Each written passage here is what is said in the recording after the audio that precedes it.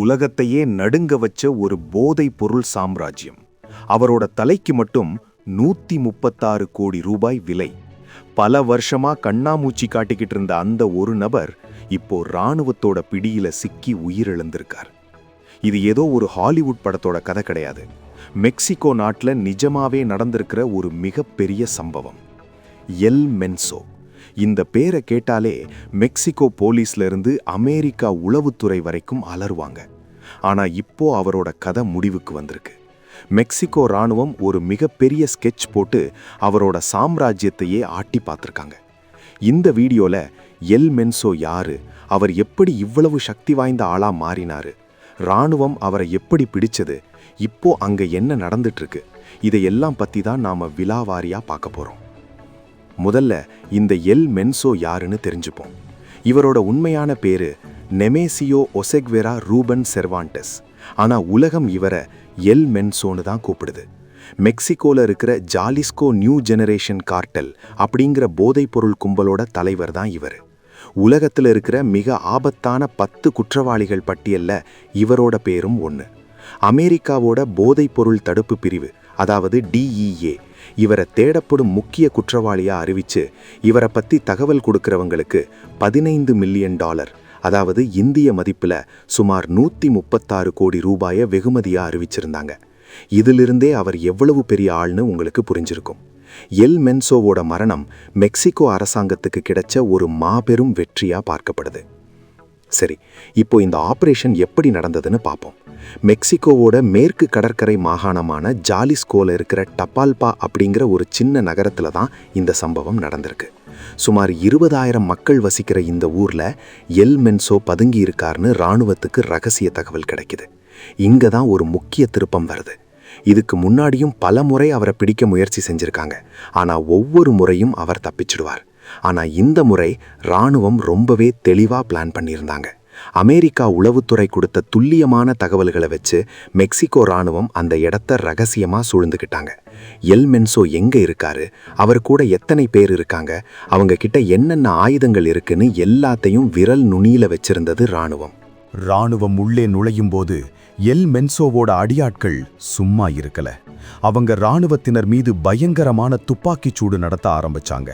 அந்த இடமே ஒரு போர்க்களம் மாதிரி மாறுச்சு. ராக்கெட் லான்ச்சர்கள், கவச வாகனங்கள்னு ஒரு யுத்தமே அங்க நடந்தது. இதுல 4 பேர் சம்பவ இடத்திலேயே கொல்லப்பட்டாங்க. அதுல எல் மென்சோவும் ஒருத்தர். அவருக்கு பலத்த காயம் ஏற்பட்டது. அவரை பிடிச்சு மருத்துவ சிகிச்சைக்காக தலைநகர் மெக்சிகோ சிட்டிக்கு விமானம் மூலமா கொண்டு போக முயற்சி செஞ்சிருக்காங்க. ஆனா விதி வேற மாதிரி இருந்தது. கொண்டு போற வழியிலேயே எல் மென்சோ உயிரிழந்ததா அதிகாரப்பூர்வமா அறிவிக்கப்பட்டிருக்கு. இந்த தகவல் வெளியானதுமே மெக்சிகோ முழுக்க ஒரு விதமான பதற்றம் தொத்திக்குச்சு. இந்த இடத்துல உங்ககிட்ட ஒரு கேள்வி. ஒரு போதைப்பொருள் கடத்தல் மன்னனை பிடிக்க இவ்வளவு பெரிய உயிரிழப்புகள் தேவையாவென்னு நீங்க நினைக்கிறீங்களா? உங்களோட கருத்தை மறக்காம கமெண்ட்ல சொல்லுங்க. உறுதியாக தெரிந்தது என்னன்னா, இந்த ஆபரேஷன்ல ராணுவத்தினர் தரப்புலையும் காயங்கள் ஏற்பட்டிருக்கு. 3 வீரர்கள் படுகாயமடைந்து இப்போ சிகிச்சை பெற்று வர்றாங்க. அந்த இடத்திலிருந்து ராணுவம் ஏகப்பட்ட ஆயுதங்களை பறிமுதல் செஞ்சிருக்காங்க.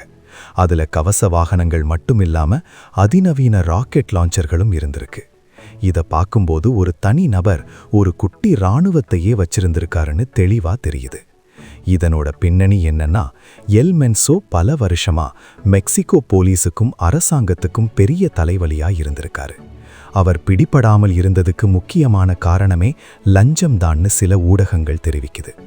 ஜாலிஸ்கோ மாகாணத்துல இருக்கிற உள்ளூர் போலீஸை அவர் தன்னோட கைக்குள்ள வச்சிருந்தாரு.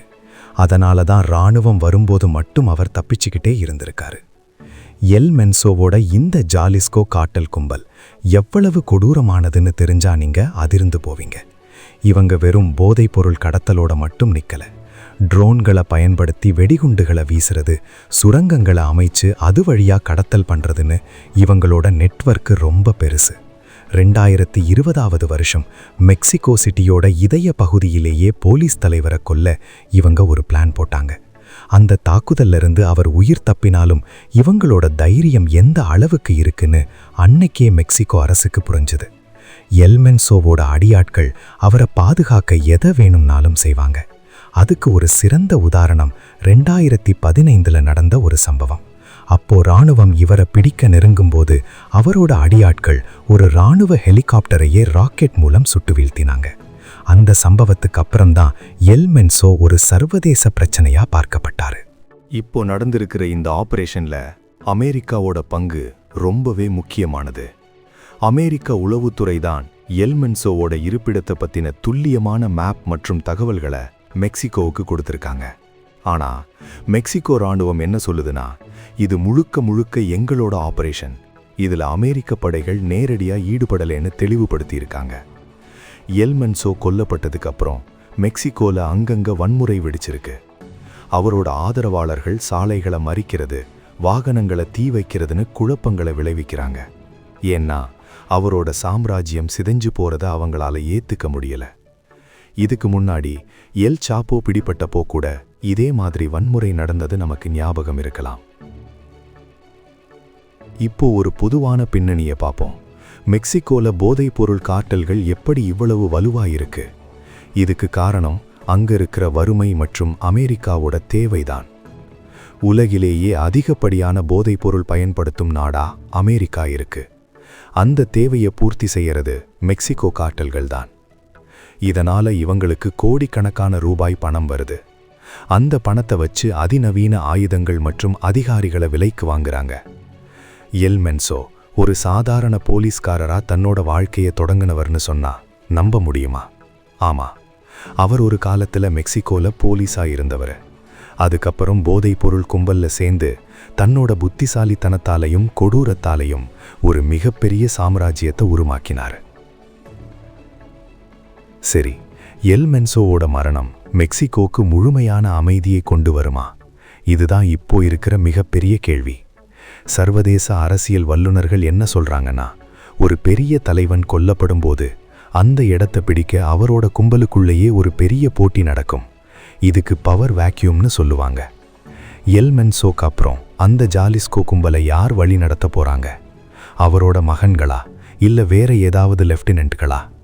இந்த அதிகார போட்டியால இன்னும் அதிகமான இரத்தக்களறி ஏற்பட வாய்ப்பு இருக்குன்னு சில ஊடகங்கள் எச்சரிக்கிறாங்க.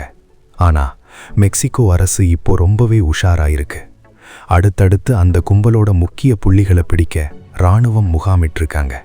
எல் மென்சோவோட இந்த ஜாலிஸ்கோ நியூ ஜெனரேஷன் கார்ட்டல் மற்ற கும்பல்களை விட ஏன் ரொம்ப ஆபத்தானதுன்னு சில தகவல்களை பார்ப்போம். இவங்க ஃபென்டனல் அப்படிங்கிற ஒரு செயற்கை போதைப் பொருளை உற்பத்தி பண்றதுல கில்லாடிங்க. இது ஹெராயினை விட 50 மடங்கு வீரியம் கொண்டது. அமெரிக்காவில் வருஷத்துக்கு ஆயிரக்கணக்கான இளைஞர்கள் இந்த ஃபென்டனல் போதைப் பொருளால உயிரிழக்கிறாங்க. இதை கட்டுப்படுத்த அமெரிக்கா எவ்வளவோ முயற்சி செஞ்சும் முடியல. அதுக்கு காரணம் எல் மென்சோவோட பலமான கடத்தல் நெட்வொர்க் தான். இப்போ எல் மென்சோ கொல்லப்பட்டது அமெரிக்காவுக்கும் ஒரு நிம்மதியை தந்திருக்கு. ஆனா இந்த நெட்வொர்க்கை வேரோட அறுக்கிறது அவ்வளவு சாதாரணமான விஷயம் இல்லை. இந்த ஆபரேஷன் நடந்த டபால்பா நகரத்துல இப்போ மக்கள் மத்தியில ஒரு விதமான அச்சம் நிலவுது. 20,000 பேர் இருக்கிற அந்த ஊர்ல ராணுவத்துக்கும் கார்ட்டல் கும்பலுக்கும் இடையில நடந்த துப்பாக்கி சண்டை அங்க இருக்கிறவங்கள ரொம்பவே பயமுறுத்தி இருக்கு. ராணுவம் இப்போ அந்த நகரத்தை முழுமையா தன்னோட கட்டுப்பாட்டுல வச்சிருக்கு. அங்க இருக்கிற உள்ளூர் போலீஸ் அதிகாரிகள் மேலேயும் விசாரணை நடக்குது. யாருக்கெல்லாம் எல் மென்சோ கூட தொடர்பு இருந்தது, யார் யாரெல்லாம் அவருக்கு தகவல் கொடுத்தாங்கன்னு ஒரு பெரிய லிஸ்டே எடுத்துட்டு இருக்காங்க. அரசு அறிக்கைகள் கூறுவதுபடி இந்த முறை எந்த ஒரு சமரசமும் இல்லாம குற்றவாளிகள் தண்டிக்கப்படுவாங்கன்னு சொல்லப்படுது. எல் மென்சோவோட வரலாற்றை திரும்பி பார்த்தா அவர் எப்படி கொஞ்சம் கொஞ்சமா முன்னேறினாருன்னு தெரியும். ஆரம்பத்துல மிலனியோ கார்ட்டல் அப்படிங்கிற ஒரு சின்ன கும்பல்ல இருந்த இவர் ஒரு கட்டத்துல தனியா பிரிஞ்சு வந்து இந்த ஜாலிஸ்கோ கார்ட்டலை ஆரம்பிச்சாரு. இவரோட பாணி என்னன்னா, எதிரிகளை ரொம்ப கொடூரமா கொல்றது. அதை வீடியோ எடுத்து சமூக வலைத்தளங்கள்ல பரவ விடுவாரு. இதனால மற்ற கும்பல்கள் இவரை பார்த்தாலே பயப்பட ஆரம்பிச்சாங்க. மிக குறுகிய காலத்துல மெக்சிகோவோட 32 மாகாணங்கள்ல 20க்கும் மேற்பட்ட இடங்கள்ல இவரோட ஆதிக்கம் பரவி இருந்தது. இவரோட சொத்து மட்டும் பல பில்லியன் டாலர்கள் இருக்கும்னு கணிக்கப்படுது. சிலரின் கருத்துப்படி எல் மென்சோ கொல்லப்பட்டது ஒரு கண் துடைப்புன்னு கூட சொல்லப்படுது. அதாவது அவர் நிஜமாவே கொல்லப்பட்டாரா இல்ல அரசுக்கு தெரிஞ்சு வேற எங்காவது மறைஞ்சு வாழ்றாரான்னு ஒரு சந்தேகம் ஒரு சில வட்டாரங்கள்ல இருக்கு. ஆனா மெக்சிகோ அரசு அவரோட உடலை DNA பரிசோதனை செஞ்சு அதை உறுதிப்படுத்தியிருக்காங்க. அது மட்டும் இல்லாம அமெரிக்க உளவுத்துறையும் இதை உறுதி செஞ்சிருக்காங்க. அதனால எல் மென்சோவோட கதை இத்தோட முடிஞ்சதுன்னு நாம நம்பலாம். இதனோட அடுத்த கட்டமா மெக்சிகோவில் இருக்கிற மற்ற போதைப்பொருள் கும்பல்களான சினலோவா கார்ட்டல் மேல இராணுவத்தோட பார்வை திரும்பி இருக்கு. இப்போ சில முக்கியமான கேள்விகளுக்கு பதில்களை பார்ப்போம். எல் மென்சோ கொல்லப்பட்டதுனால போதைப்பொருள் கடத்தல் குறையுமா?